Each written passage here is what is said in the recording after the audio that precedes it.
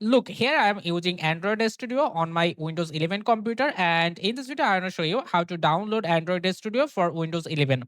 Okay, let's get started. At first, you will just open a browser, then simply type Android Studio, or you can go to Android Studio download. Look, this is the official website developers.android.com.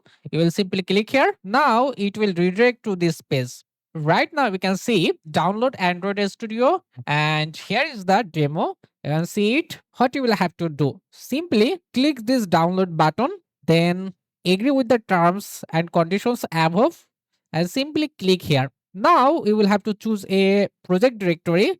I will go to D drive and save it. Looks it's downloading and takes few minutes to complete the process. Wait until it's completed. Okay, now it's completed. We will go to the folder directory, and now you can see it's Android Studio. We will simply double click here to install it. Click this next, next, then next. Here we will simply click this install.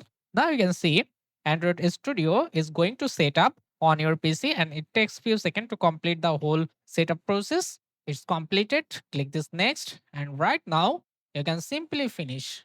So your Android Studio is ready. You can search it from here. Type Android Studio, and you can see this is Android Studio. Click here to open it. You can see, look, welcome to Android Studio. You can click this next. I will go with a standard setup. So next, here, click next. Okay. Next, accept this, click next. It downloading some components that is missing. So when it's finished, simply click this finish. And now you can see the desired interface. I will just maximize it, and you can now create your first projects by clicking new projects. Then you can choose any of this activity. So this is preview option. You can pick this, or you can go with empty activity. Then let me click this next. You can choose your application name. For example, this will be, I just say this is calculator app. You don't need to change anything from here. Simply click this finish. And now you can see it's generating source for you. And this is your app. You can see all of this stuff is here.